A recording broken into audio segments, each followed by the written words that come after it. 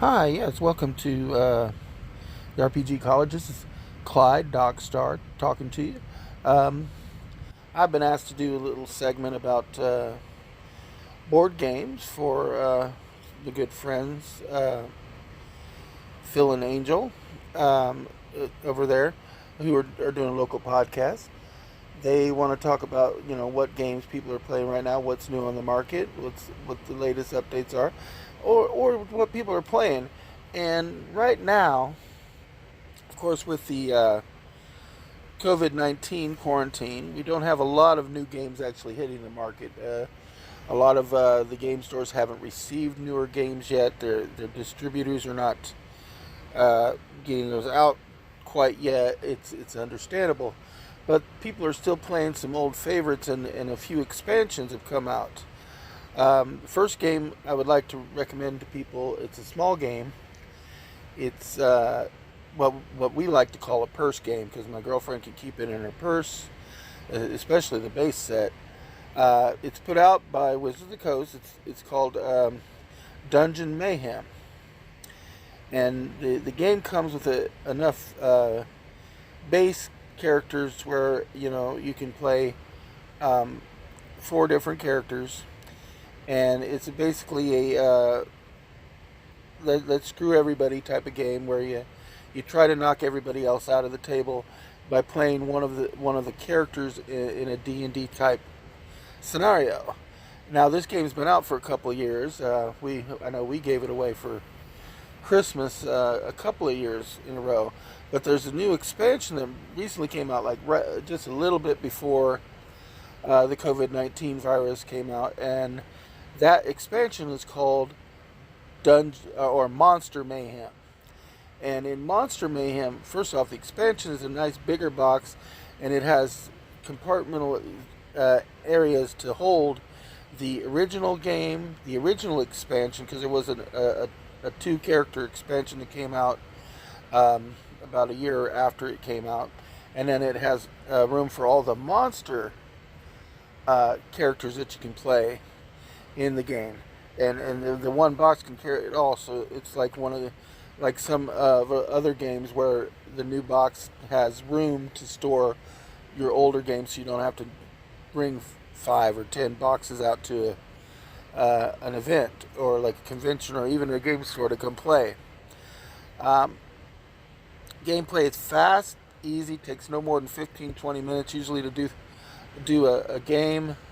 If you're really messing with each other, you might be able to make that last little battle uh, between the last two survivors could even hit the 30-minute mark, but not much more than that. So it's not going to take a whole lot of time. So it's very much a fast, casual game. It doesn't really require a board as much as just cards. We do kind of lump card and board games together.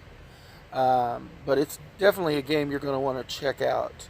Monster Mayhem, of course, uses humor, which is one of the things that we like in games nowadays. Especially, humor helps sell any game because humor is a big part of what draws us in. It's got a monsters version of a dragon, a beholder, a roper, a mimic, and they're each very very comedic. Like the beholder is got oversized, big Valentine's Day lips and is pink and is female, and has like this charming personality, and uses its eye rays and stuff to kind of charm people as it's attacking them. And she's like the princess prima donna beholder.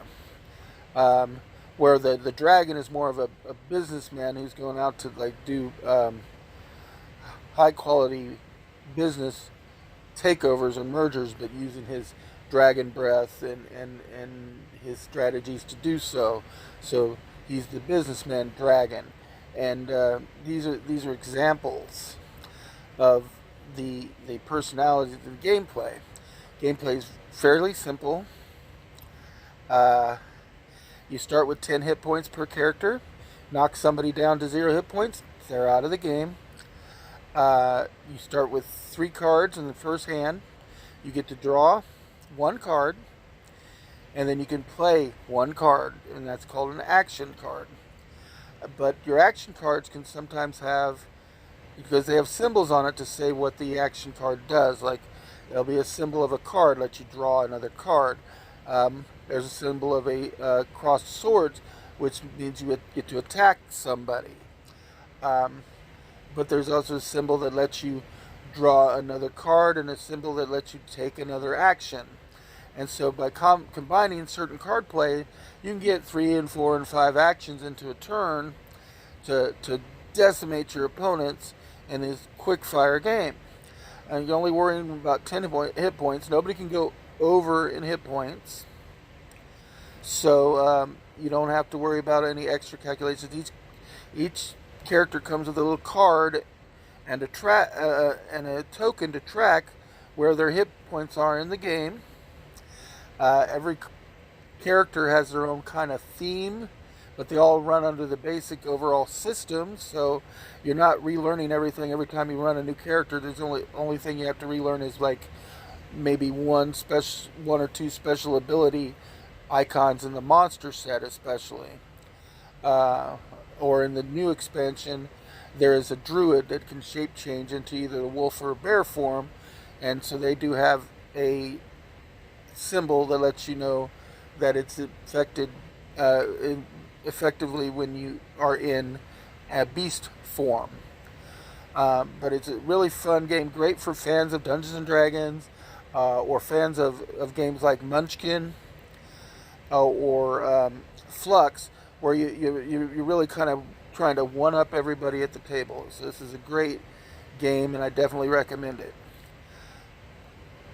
Other games that we've been playing lately, the last couple years at VisionCon, a company brought out a game called The Legends of Drexia, and they've been selling their game at VisionCon, but it's not really mass market yet. You can order it on Amazon though, and this is another kind of a quest game where everybody's trying to be the first one to get ahead. You randomly choose a character to play, or you can purposely choose if everybody agrees. Each character has their own like special extra bonus point condition for the victory condition, where if you meet their extra condition, you get extra bonus points when calculating who's the winner at the end. You can go out and you can, on your turn, you can draw cards, which can give you resources. You can spend those resources to buy a building, or because you can buy one building per turn, or you can go looking for trouble. You know, you used to looking for trouble in Munchkin. Again, you're going to go check out the monster pit and see what monsters are out there, and you can fight your monsters. And depending on how many bows and how many swords you have, you can defeat the monster. Or magic, because there are some spell cards that you can pick up, because you can spend gold. One of the resources is gold to buy spell cards.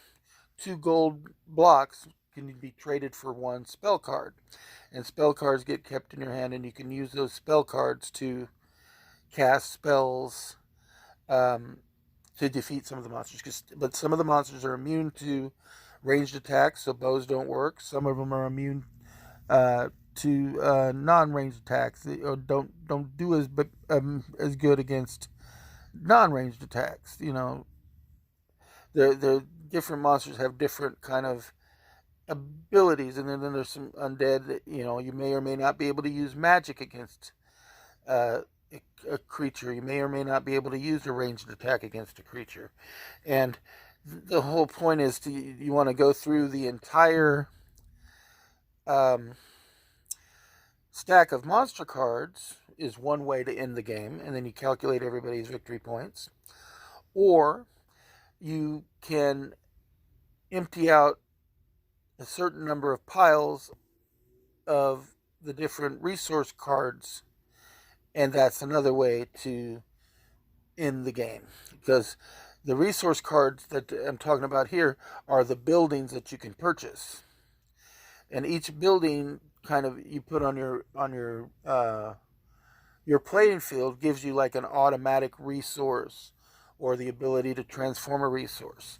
Like if you get the blacksmith will produce one sword per turn. But if you get the Bowyer Fletcher, they can produce one bow and arrow per turn. You can't save those bows and arrows and those swords, but you can use them once per turn without having to spend any of the cards from your hand. So that's a little bit extra that you can do. There's the alchemy shop that you can use that to kind of get one of anything, or you can get the gold mine, you can get gold out of.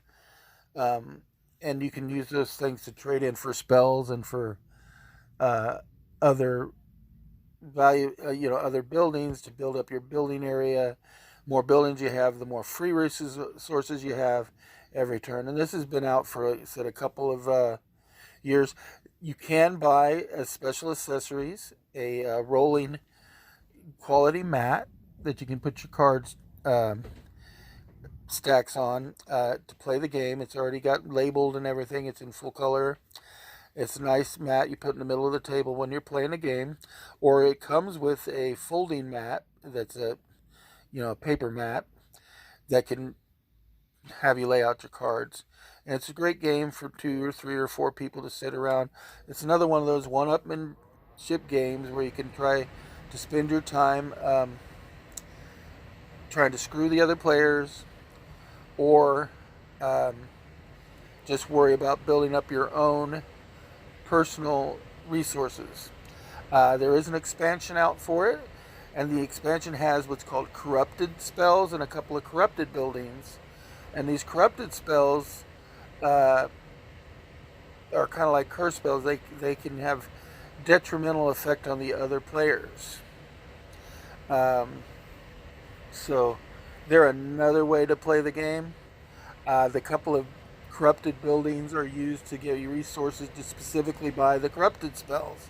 So this just adds a little bit more gameplay to it. Game is an excellent game. Like I said, you can get the Legend of Drexcia, the main game. You can get the expansion both on Amazon, and they're excellent games to check out.